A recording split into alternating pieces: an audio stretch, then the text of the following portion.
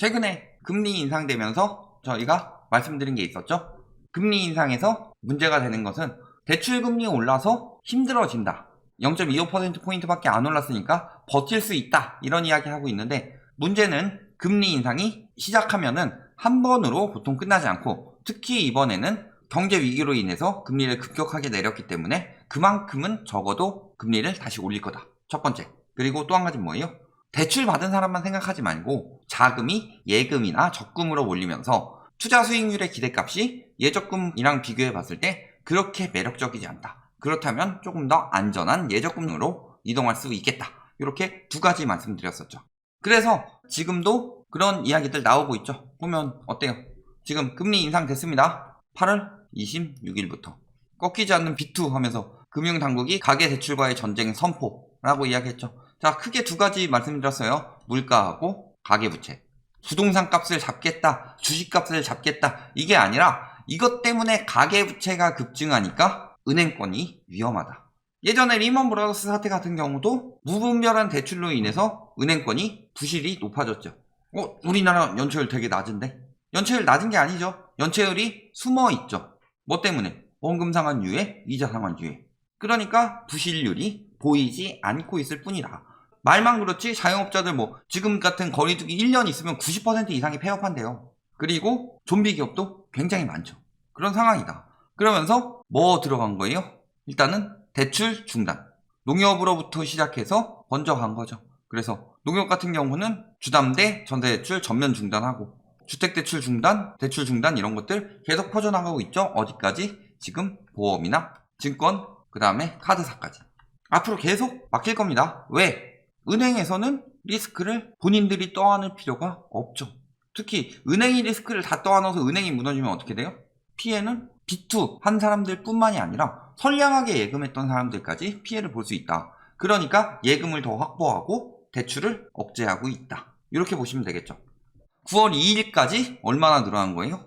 4조 8,750억. 이게 전 은행권이 아니라 국민, 하나, 우리 요 세 개만. 나머지까지 합치면 어마어마하겠죠. 예적금 증가에는 지금 대출 중단하니까 그 전에 빨리 받아놓자 해놓고서 대출을 받아놓고 예금에 넣어놓는 사람도 물론 있을 것이다. 그렇지만 그럼에도 불구하고 세계 은행의 5조는 굉장히 많은 금액 아닌가요? 그러니까 예적금 시장으로 자금이 이동하고 있다. 이런 것들은 확실하죠. 가계대출이 상반기 41조 늘어 이런 이야기 하고 있는데 규제에 대비해서 일단은 무슨 일이 생길지 모르니까 받아두고 예금에다가 일단 넣어두자. 이런 상황이 벌어지고 있는 거죠. 그런데 대출 미리 받아놓고서 왜 저걸 예금에다 박아놓느냐. 지금은 현금이 귀해질 수 있다라는 상황이죠. 그래서 미리 받아서 넣어놓는 것도 있다. 그런데 보면 어때요? 자, 5대 은행 다 합쳐도 5조 조금 넘어가는데 3대 은행에서만 5조 가까이 나왔다. 보면은 그 이상으로 예적금으로 몰리고 있다는 거죠. 이 사람들이 다 예금에 박아놓는 거 아니죠. 대출 받아서 쓰는 사람들도 많죠. 특히 지금 자영업이나 퇴직자들 같은 경우는 금액이 없어서 청년층에서도 대출 많이 받는다고 하죠. 그리고 물론 신용대출 마통까지 간다면 마통 정도야 그렇다 치지만 신용대출 같은 경우는 이율이 높죠. 그럼에도 불구하고 박아서 예금에다 넣어놓고서 언젠간 쓸 일이 있으니까 이런 사람이 얼마나 되겠냐. 그리고 남은 한도는 얼마뿐이다? 8.6조 뿐이다. 그런데 지금 보면 어때요? 입주도 많죠. 입주에 빌릴 돈들도 엄청나게 많더라. 입주 시장에서. 공격적인 집단대출하던 농협까지 발빼면서 집단대출도 막힌 상황이고, 중도금 대출은 지금 광교에 얘기 있죠. 로또다 하고 있는데 9억도 안 되는데 중도금 대출도 안 나와요. 얼마나 불안한 상황이냐 지금. 자, 그런데도 뭐라 그래요? 예금으로 돈 안 빠지게 하려고 안 달라 있죠. 왜? 올라도 고작 1%대밖에 안 된다. 그러니까 예금 시장에 돈 넣어놓지 마. 돈 얼마 안 돼. 수익률 더러워. 현금은 쓰레기야. 빨리 주식이나 부동산 사세요. 이 이야기 하고 싶어서 계속 이런 것들 들어가는 거죠.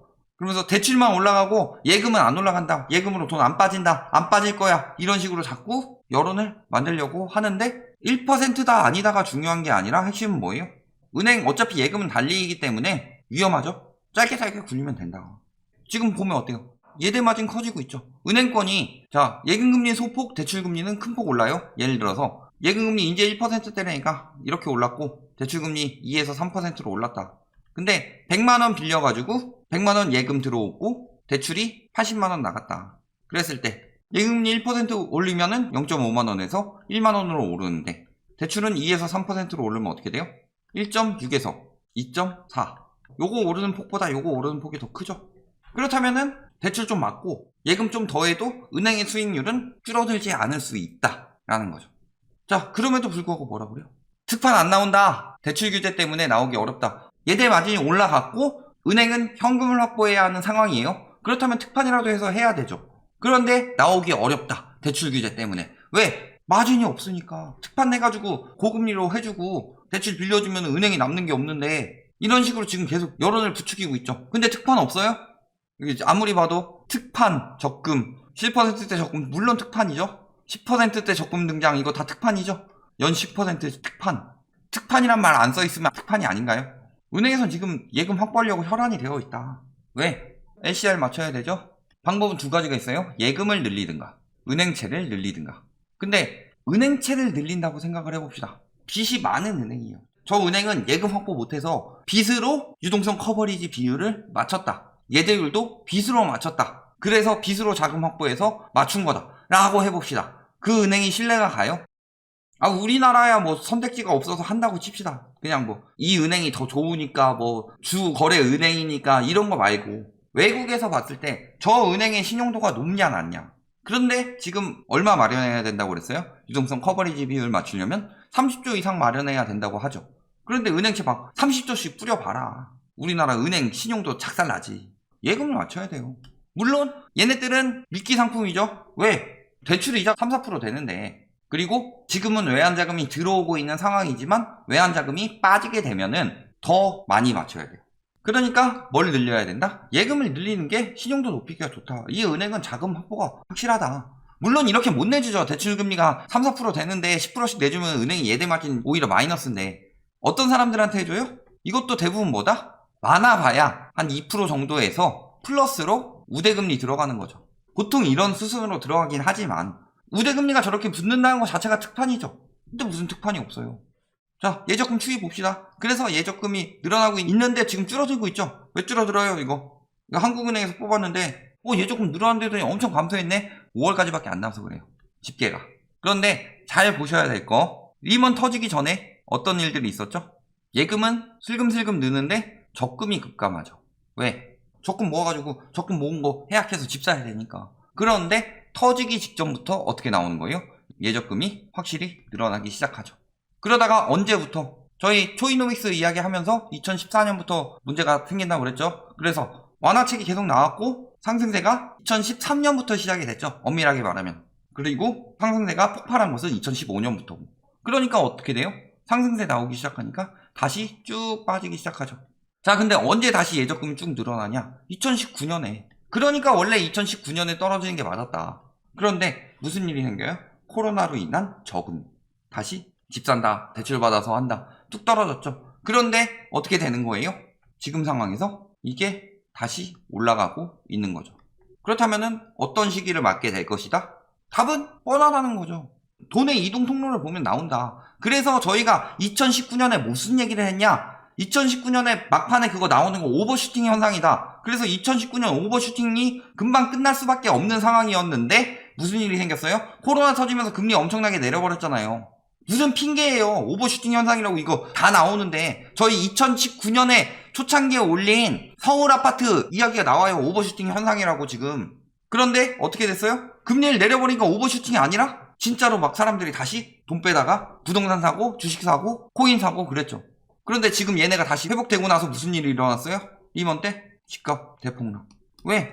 수요가 부동산 시장에서 진짜 안전자산이 예적금으로 이동했으니까. 부동산은 안전자산이 아니다. 지금도 안전자산 찾아서 머니 무브하고 있다. 국고채 금리 큰 폭 하락했어요. 국고채 금리 하락한다는 건 무슨 소리예요? 국채 금리와 가격은 무슨 관계다? 반비례. 그래서 금리가 하락하면 가격은 올라갔다는 거죠. 가격이 올라간다는 건 수요가 몰린다는 거고, 수요가 몰린다는 건 무슨 소리예요? 안전자산으로 이동한다는 거죠. 그런 상황이다. 이미 그렇게 되고 있었다. 그러니까 8월 거래량이 왜 박살이 났겠어요? 7월에 다 안전자산으로 이동하니까 뒤늦게 들어가는 사람들이야 사는 거지. 자, 거기다가 지금 이주열 총재, 고승범 금융위원장 뭐 하고 있어요? 가계부채 해결, 도원 결의. 자, 뭐에 방점을 맞추겠다? 가계부채. 물가는 그냥 금리 올리면은 알아서 막힐 거라는 거는 뻔히 나오는데 가계부채는 그렇지가 않죠. 심리가 작용하니까. 그래서 어떻게 하고 있다는 거예요? 가계부채를 해결하겠다. 승범주열 크로스 하다가 뭐 한 거예요 이제? 승범주열 남기까지 트로이카 똘똘 뭉쳤다. 뭐 한다고? 집값 잡으려고? 아니에요. 핵심은 뭐예요? 가계부채. 집값이 문제가 아니라 가계부채가 문제다. 집값이 올랐다고 칩시다. 오르고 나서 그게 수요 견인 인플레이션이라서 사람들이 소비도 잘 돌아가고 월급도 잘 나오고 경제가 잘 돌아간다. 이 사람들이 왜 뭉쳐요? 국토부 장관이면 몰라도. 근데 이 사람들이 뭉친 이유는 오로지 뭐 때문이다? 가계부채 때문이다.